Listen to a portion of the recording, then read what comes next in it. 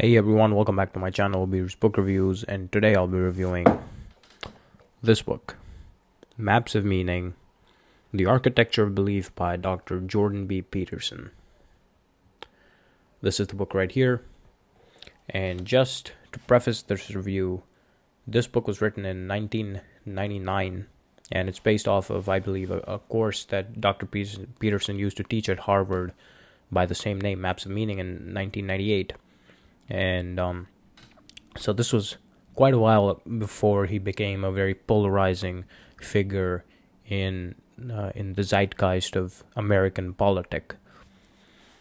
Now, with that preface, let's talk about the actual book. It is the subtitle puts it quite nicely. It's The Architecture of Belief, and what I mean by that is that the book is a very dense exploration of how human beings tend to create meanings in our lives and in our societies writ large through certain myths, religious beliefs, and that sort of stuff, like stories passed down through the generations.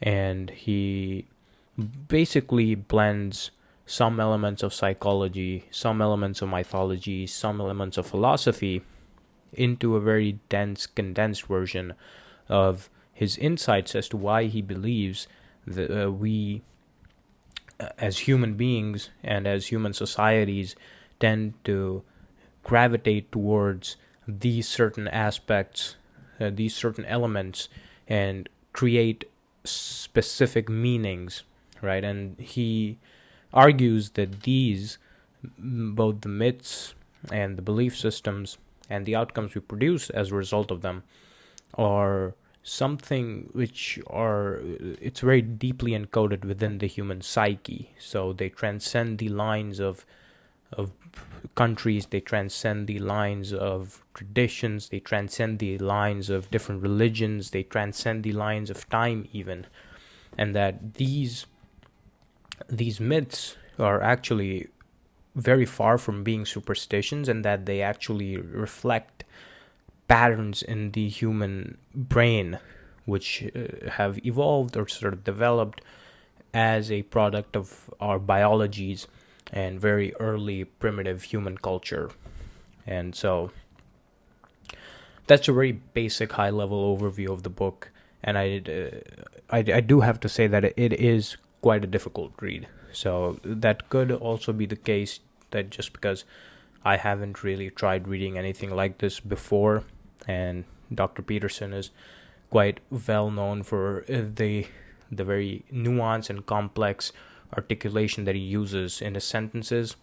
So one thing is definitely the sentence structure, and the use of words is something that the casual the casual reader will not feel accustomed to at first. And also because it talks about such deep things, right, about human society and human psychology.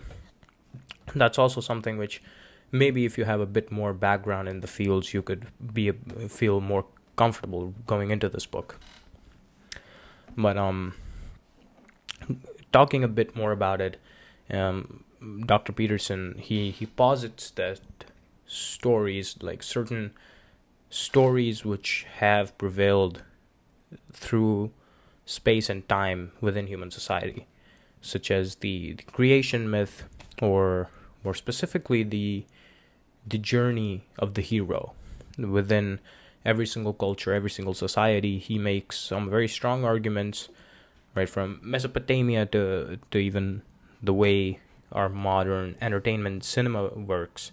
He makes some very strong cases that these are not just picked up from, or these are not just figments of our imagination, but that they rather reflect very deep implications of the way that humans have evolved and the way that we have come to form these societies. So they're very abstract concepts, they're very high level, and of course it's very information dense. Now, is it entirely true or is it entirely false? I have no idea. I have seen a lot of other people within the domains show great praise for the book. But I've also seen some people online who say that it's a very entry level work, and that the conclusions that are drawn from this are not really that influential or that category defining, so to speak. So it's up to whoever's reading it to make of it what they will. But I do have to say that there are some strengths of the book, and first one is that it's very interdisciplinary, right? So it's not just purely psychology, it's not purely philosophy, and even within mythology, it's not purely talking about the Judeo-Christian belief system.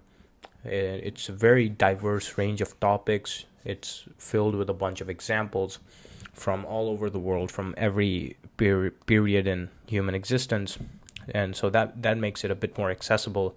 And even if you don't get one particular reference, or you don't get one example, there is something in this book for you which you will start to understand. And for me, honestly, it was a very tough read, and that makes it difficult to recommend to everyone. But if you are up for a challenge, if you are wanting to delve into the realm of this sort of literature, I definitely do think that this book could be a very great entryway for you, and sort of grasp the basic elements of these interdisciplinary fields. But apart from that, I don't think I have too much in-depth knowledge of this book. I might have to come back to it sometime in the future, revisit some of the things that I didn't quite understand, and maybe come up with a more comprehensive view of the contents sometime later on. But for now, it's a great book. I did enjoy reading it. It was tough, it was challenging. It took me quite a while to get through it and to actually understand all of it. But if you enjoy that sort of stuff, if you have some interest in psychology, or if you have some interest in philosophy, or if you have some interest in mythology, and you want to have an understanding of the greater overarching umbrellas that connect all these different fields, and what the human brain has actually evolved into, and how we work with, where myths come from, where do stories come from, where do these ancestral tenets come from, I think it's a good starting point. It gives a pretty good basic understanding of that. So that's it. If you guys enjoyed the review, make sure you hit the like button. If you're new and haven't already done so, subscribe to the channel to keep receiving more videos like this one. I've been Abeer Rao, and thanks for watching.